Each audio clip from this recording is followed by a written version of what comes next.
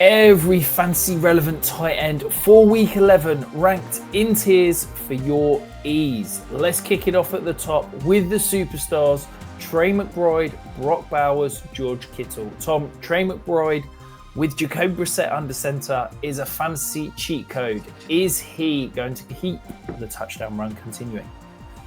Well, he only needs one more to hit 6 this season and then have basically matched his total from the first 3 seasons combined. It is just ridiculous how we've got to this point where it's his 4th season and he's only just become a touchdown scorer. He's also averaging 82 yards per game with Jacoby Brissett, which would put him at wide receiver 6 overall if he was on that side of the ball. 23.7 fantasy points per game. And it could have been better last week. You know, he had a touchdown called back. There will be down weeks, but like going up against San Francisco, who've allowed 13th most fantasy points to the tight end position, ranked 28th in pass defense EPA, I think you can have an awful lot of confidence in Trey McBride this week. One person that maybe there's less confidence in, given his production last week, Brock Bowers blew up for 43 points in week 9 and then came back to earth with 3.7 in week 10. Tom, 40 points, 3 points, or somewhere in between? Well, you've got to have some confidence because this game's going up against the Cowboys, who have no defense. You know, they rank 30th against the pass. They've given up fantasy points constantly, but they play fast. The Raiders tend to play a little bit slower, but typically in these situations, we see the slower team pulled up unless they're a really good team and control things themselves. The Raiders aren't a really good team, so they can't control things themselves.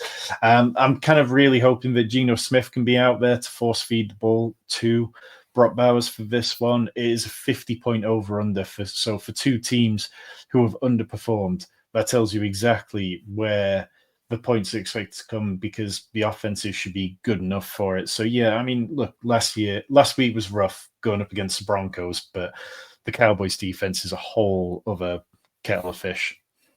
And then a player that did bounce back last week, George Kittle, 23.4 fantasy points, finally broke 15 points on the season. Is this now George Kittle, elite fantasy tight end that we can rely on week in, week out? I don't know, because I still feel like when you watch him play, it doesn't look 100% there. Like he still looks like a little bit slow, or maybe the connection's not quite as good as it used to be.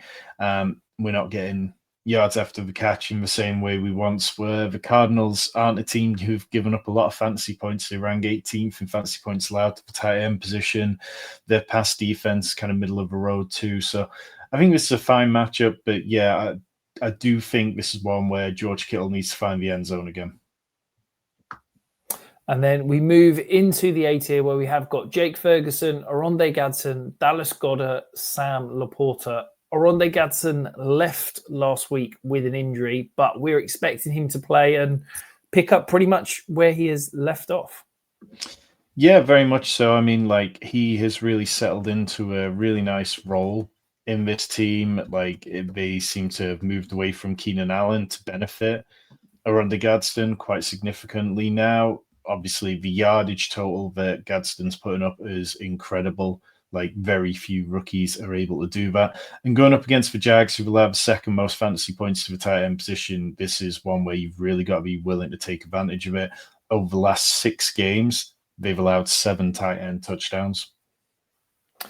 And one player that it feels has been slightly more up and down this year, very touchdown reliant, is Dallas Goedert. Now, I always feel with this Eagles offense, 2 of the 3 receivers in Smith, Brown, and Goddard can produce, but never 3 of the 3. Do we see AJ Brown force fed, and is Dallas Goedert the person who ends up missing out because of that?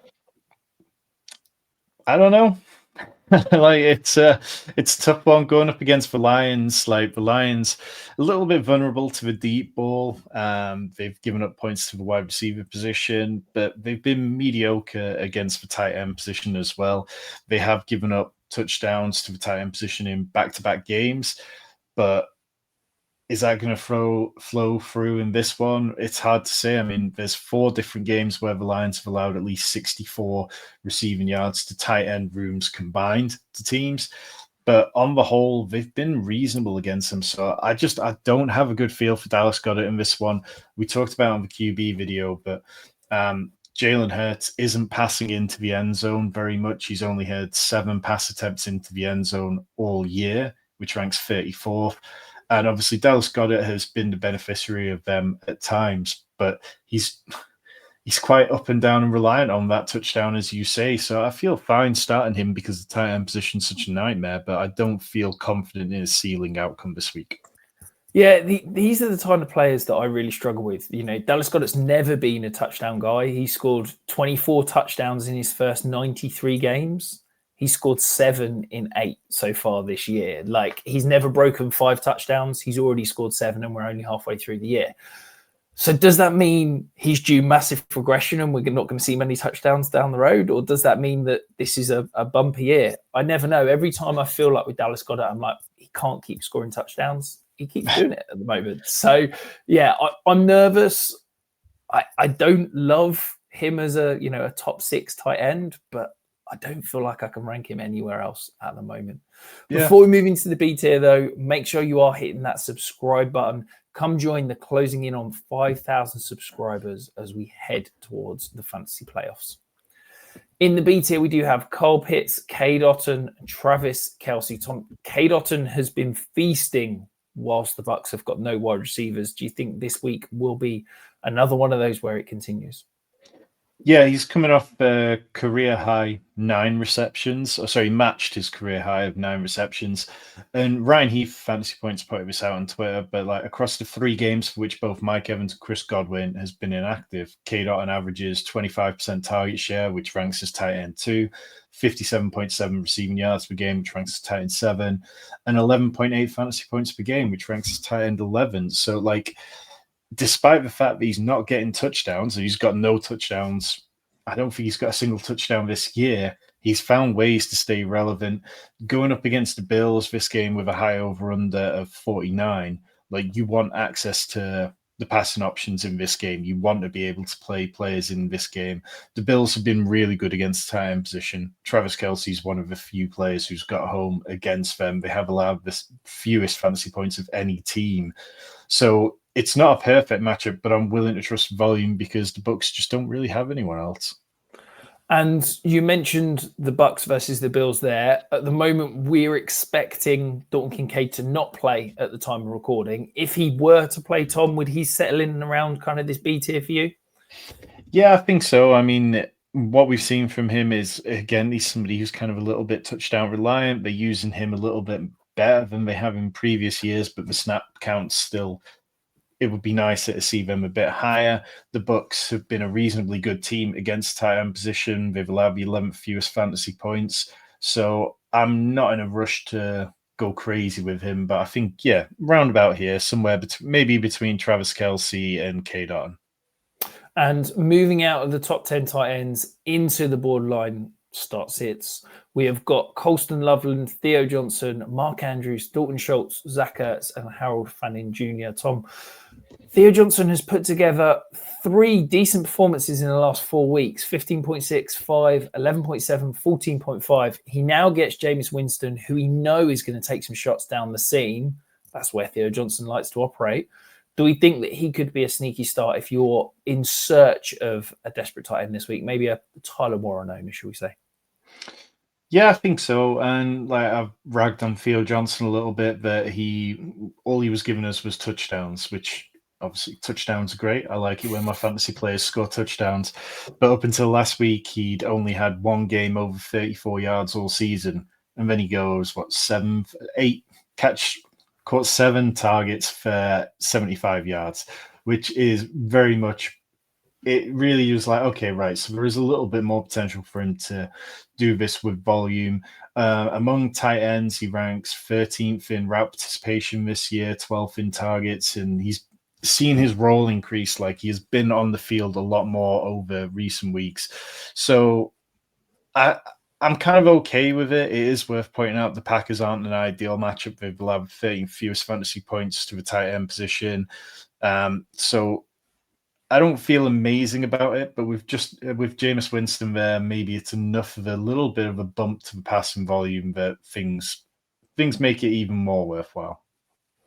And talking of touchdown reliant players, we have got Mark Andrews. He has broken double digits 4 times this season. In 3 of those, they were reliant on touchdowns. Outside of that, he hasn't broken 6.6 fantasy points without a touchdown. Tom, is he the perfect example of touchdown or bust at tight end? Yeah, it's Jamal Williams, like a couple of seasons ago, where all he's doing is just getting into the end zone. But Ian Hart's put it out this week that in the last 18 games that he's started with Lamar Jackson, he's got 16 touchdowns. Like, Mark Andrews isn't going to lose that red zone role with Lamar, and he's been so incredibly reliant. Like, he's had consistent work against the Browns over the years as well. Like, I can't remember the stat off the top of my head, but I'm sure he scored a decent amount of touchdowns against the Browns. He's about 5 yards away from becoming the Ravens' all-time leading yardage leader. So I think that they will get the ball to him early and often in this game to celebrate that fact.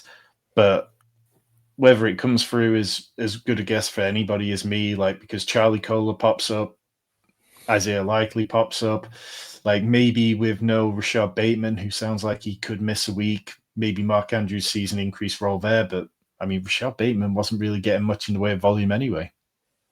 And one player who's putting together a sneaky decent fantasy season that we probably need to touch on, Dalton Schultz, the tight end 11 overall, averaging 10.5 fantasy points. He has been over 12 fantasy points 3 of the last 4 weeks, yet we have got him outside our top 12, Tom. What is it about Dalton Schultz that's got you not fully bought in? Yeah, I really struggle with Dalton Schultz, and I've kind of been quite low in my rankings compared to a lot of other people across the industry. And part of it, I mean, you mentioned the double-digit games, which are great, but he's also had 5 games where he's been below 8 points. He's had 3 games where he's been below 6 points. I struggle a little with CJ Stroud at times. Like, I find him to be an infuriating figure. And I just don't think the Texans' passing game is really going to have to push it this week going against the Titans. And anytime that the Texans get a chance to lean into a run rather than passing, they tend to do so. The Titans, they've allowed the 8th fewest fantasy points to the position this year. They've been reasonable at times in sort of pass defense, better there than run defense. So I just don't think it sets up amazing for Schultz. But I think it's true. We probably should have talked about him before now. Stuck on a start-sit decision, agonizing over that final flex. Make sure you get your comments below asking us, and we will help you make sure you get that decision right come the weekend. In the D tier, we've got Hunter Henry, David Njoku, and Luke Musgrave. Tom Musgrave in spot duty for Tucker Craft. Saw decent underlying numbers, but I guess the question is he startable? Yeah, to your point, he was second on the team in first read target share when he was out there. It did seem like they wanted to use him in the tight end role to try and use some of the concepts that they've used with Tucker Craft to great success. Now, obviously, Musgrave isn't giving you the yards after the catch that Tucker Craft gives you. He isn't giving you the kind of run blocking ability that Tucker Craft gives you, which is why he ends up off the field a little bit more. But going up against the Giants, whose pass defense has been pretty poor this year, who were banged up, I think if you're desperate and the waiver wire is completely rate thin, then Luke Musgrave's kind of okay. And then in our final E tier, we have got Mason Taylor, Pat Fryermuth, TJ Hawkinson, Noah Fant, Evan Ingram, and Jonnu Smith. Tom, Pat Fryermuth, nice matchup with the Bengals, but in a 4-headed tight end room. Can you trust any of them? Yeah, I mean, it's so difficult. Like, last time the Steelers played the Bengals, they scored 4 touchdowns between their 3 main tight ends. And try to figure out who's going to score the points this week. Like, I put it out on Twitter, 53% said Pat Fryermuth, who did score, of course, 2 touchdowns that day. 31% said Jonnu Smith, and then Darnell Washington was last at 14%. And honestly, part of me wouldn't be surprised if it's Darnell Washington, because these are the kind of matchups where they lean to him because of the schemes that they face.